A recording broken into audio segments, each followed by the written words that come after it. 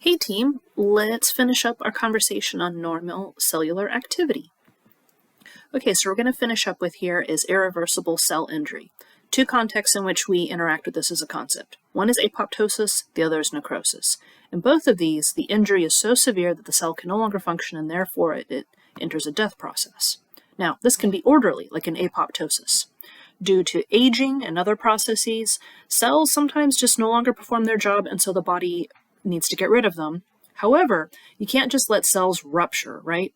Remember, there's a lot of things inside the cell that can cause damage to nearby structures that are perfectly healthy. So we don't want inflammation and tissue damage happening. So what happens is the cell enters a genetically programmed death sequence in which it basically shrinks down and becomes consumable to the body's immune system, who chews it up, dumps it into the lymphatic system, and you excrete it safely.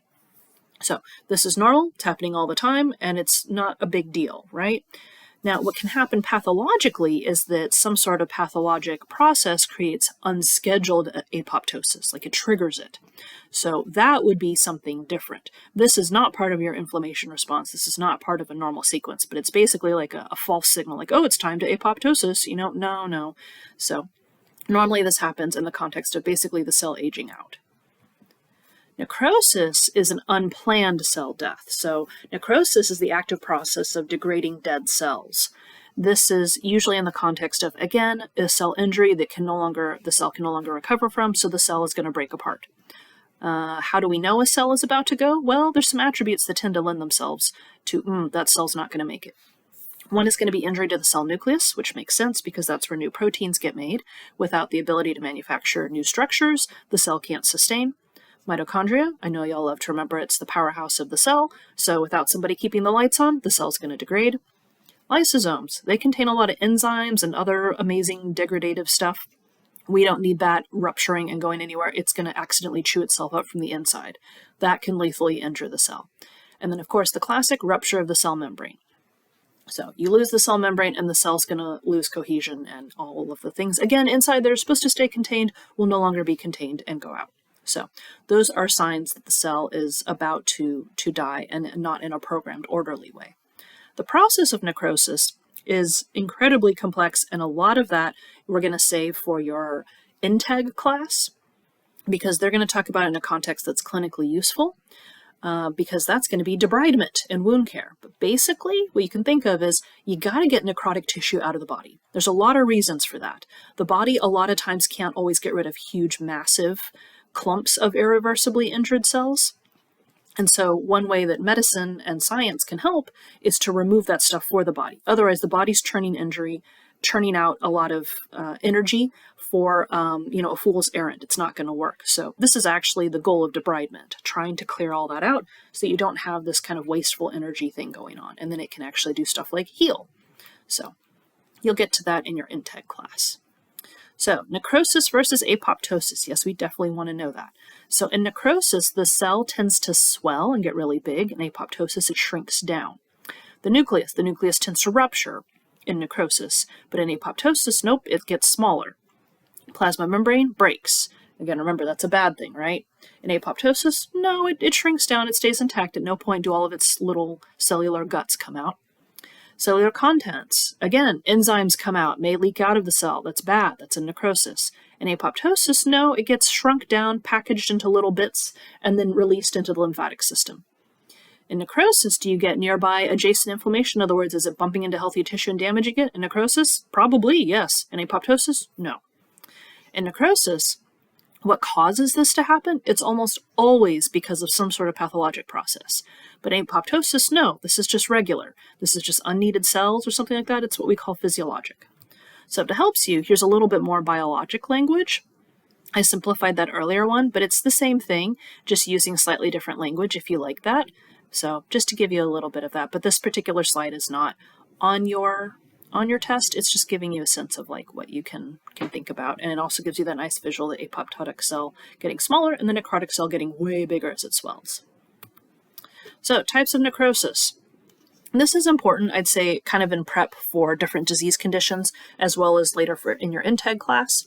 So when we have that ischemic injury, that lack of blood supply, the tissue that's left it becomes coagulative. So basically, again, this is necrosis, right? So that nucleus dissolves, organelles dissolve, things like that, and you end up with something called coagulative necrosis. In caseous necrosis, this is pretty specific to really, really icky stuff from fungal infections, and the classic is TB, tuberculosis. So this is kind of interesting. The body basically walls it off and forms what's called a granuloma. If you've ever seen a tree with a big bump on it, and somebody has said that that's called a burl, a B-U-R-L, what happened is that tree had some sort of infection, and then it threw a whole bunch of bark around it to wall it off so that it doesn't get into the rest of the tree and kind of protects it. The body does the same thing, and that's caseous. So when tuberculosis comes in and stays put, the body walls it off in this fibrous calcified area, and that little chunk, that kind of like burl in a human, is called a granuloma. You're going to see this in a number of conditions. It's typical of the lungs, but sometimes it can happen out in the skeleton. But the classic here is tuberculosis. It smells awful, just awful. You can always tell when somebody has fungal pneumonia. You can smell it. Liquefactive. Oh, yes, this is from Staph aureus. So everything liquefies. Those lysosomes get out and everything gets dissolved. Lots of cellular debris. It's really loose. So if you happen to see this, it'll run through your fingers. Like it'll fall through your fingers like pudding, I would say. More liquefactive. Fatty necrosis. Okay, so this is kind of building up within a structure. And so this tends to happen in conditions where you have kind of an impact sort of injury.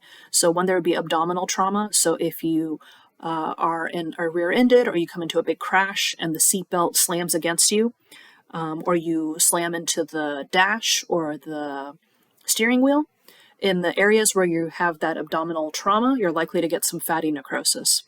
And what actually happens is you get these calcium buildups in that area due to some really interesting physiology, which I don't require you to know, just that it tends to happen in abdominal trauma or acute pancreatitis.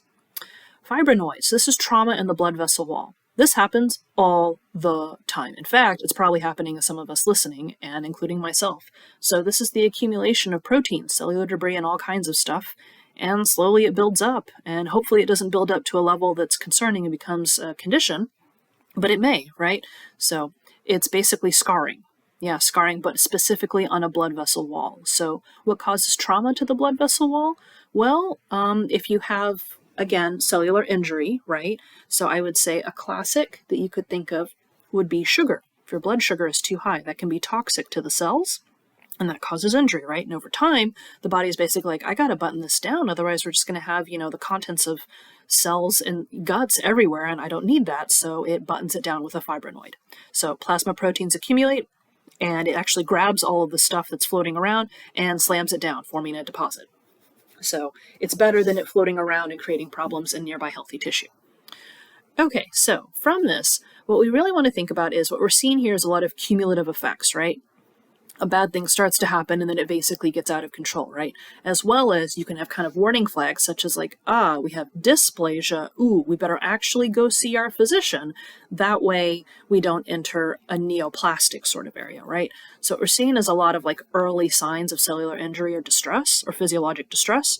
And while these things can be normal, a lot of times they're actually signs that something is deeply wrong, which is why in class you'll get a communication activity in which your patient finds out that they have hyperplastic changes to their kidney and their physician wants to do a biopsy. Again, why do they want to do the biopsy? Because they want to know, okay, is there anything more? They're looking for cancer without saying that, right? And you got to remember that it doesn't do well to terrify people and then there's like nothing that bad. It's sometimes people just have hyperplastic changes and everything's a version of fine, right?